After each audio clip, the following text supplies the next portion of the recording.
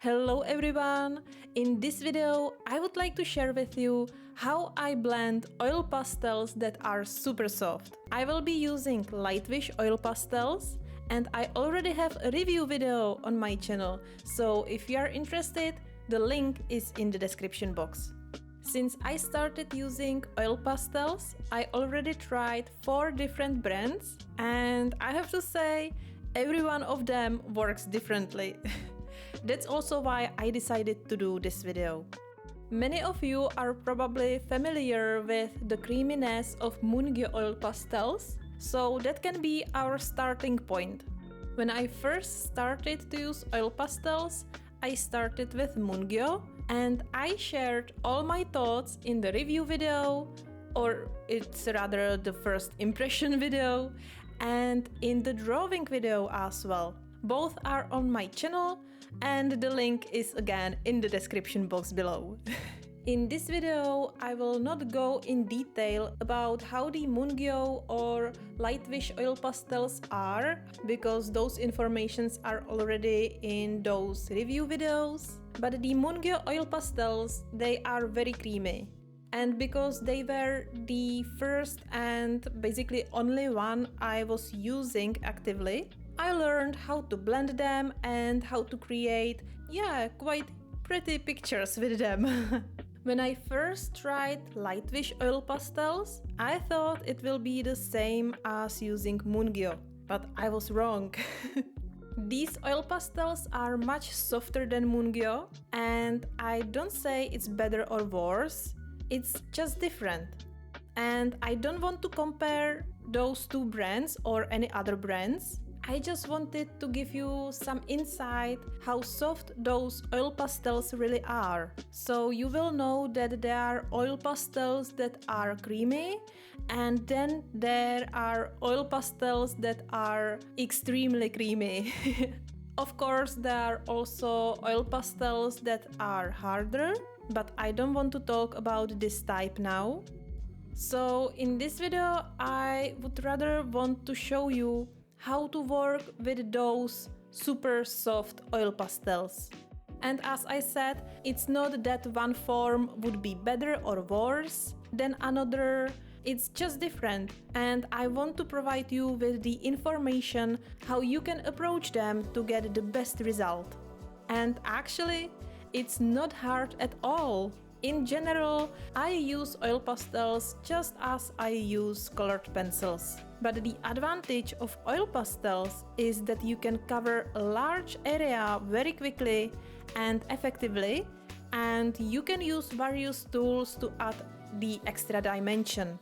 The techniques I'm showing you today are applicable to not only Lightwish oil pastels, of course. You can do that with other soft oil pastels as well. Just be aware that depending on the level of the softness, you may need to adjust the process a little bit. Anyway, there is nothing to worry about. You will see that oil pastels are a really easy and enjoyable art medium, and I really recommend them to everyone who wants to experiment and be free in creations. Oil pastels are especially good to use in coloring books because they don't bleed through the pages, so you can use them on any paper you like, even on the Amazon paper. And if you want to learn more about how to use oil pastels, I have tons of videos and tutorials on my Patreon. So, at first, I just wanted to know how to blend these particular oil pastels. I placed the two colors next to each other and overlap them, just like with colored pencils.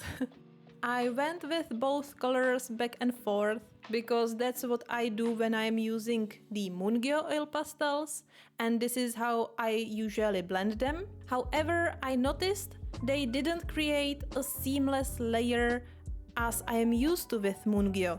I saw traces and uneven layers. No matter how much pigment I added, it didn't create the solid layer just by using the oil pastel sticks. Also, this is something I experienced rather with harder oil pastels, so I was kind of surprised that it was happening with such a soft ones as well, but it didn't take long and I figured out that the only thing I need to do to get a solid and smooth surface is just to use my finger and lightly smudge and blend the colors together. I didn't try other blending tools, but I think that cosmetic sponge should work as well. Also, as you can see, you can blend every color you like. In the second picture, I blended blue and yellow, and it created the light shade of green. This is a nice indicator that if you want to mix your own colors, you can do that without any problem. In this set of 48 pastels, there are enough colors to cover various drawings and colorings. Here is an example of what I drew. And if you are interested, the full drawing video is on my Patreon. However, I miss more greens in this set and dark colors as well. You know that I like to create dramatic scenes and I like to use contrast. For that, I need to balance light and dark colors, and the dark shades included in this set are not enough for my specific style. On the other hand, this is nothing that couldn't be managed. Simply for darker tones, I mixed the color I needed with the black color, and yeah, it worked very well. Despite the fact that there are not that dark colors I would like, I have to appreciate how bright and vibrant are the colors in this set. Every one of us is different and has different needs, and someone else may not have this issue with the dark colors as I have, because we all use different color palette and we all have different style. So I don't think that this should be a thing that would stop you from trying this or some another new medium. It's important to be open and flexible and don't worry to go through bumps and learn how to fix things and how you can do them differently. Then you will be able to use much larger range of mediums and you will become more free and independent in your creations. Once I did the two blending samples, I decided to take them to another level, so I did samples of actual drawings. For the first one, I added a silhouette of a mountain and simple clouds. And in the second picture, I wanted to try how well can white cover the base layer, and I wanted to create the sea foam. At first, I used the white directly and it worked very well, but what I like to use to add texture is a palette knife. Simply you can pick the pigment right from the pastel and apply it on the picture. And you can believe me that using a palette knife adds a whole new experience to the whole oil pastel world. What surprised me quite nicely was how well they went off my hands. I usually have to use wet wipes to clean my hands, but it wasn't necessary at all in this case. I don't know if this is the thing of only the Lightwish oil pastels or if it's the thing of the oil pastels that are so extremely soft as these are. But what I know, if I'm using Moongyo oil pastels, I need to use wet wipes to clean my hands. In the third picture, I blended red with brown and I was using dotting pen to scrape off some lines and I created a wall. Again, it worked very well and you can use this technique or this tool not only for brick walls, but for all kinds of textures like grass or fur.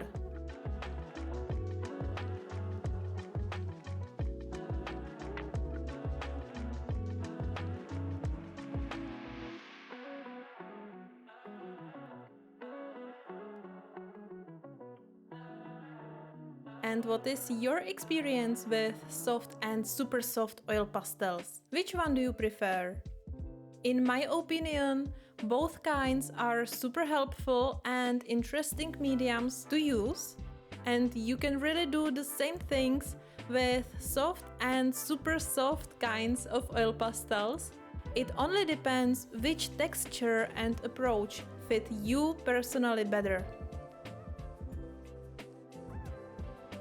I hope this video was helpful, and if you want to learn more about oil pastels, check out my oil pastels playlist that just showed up on the screen. Have a meow someday, and bye bye!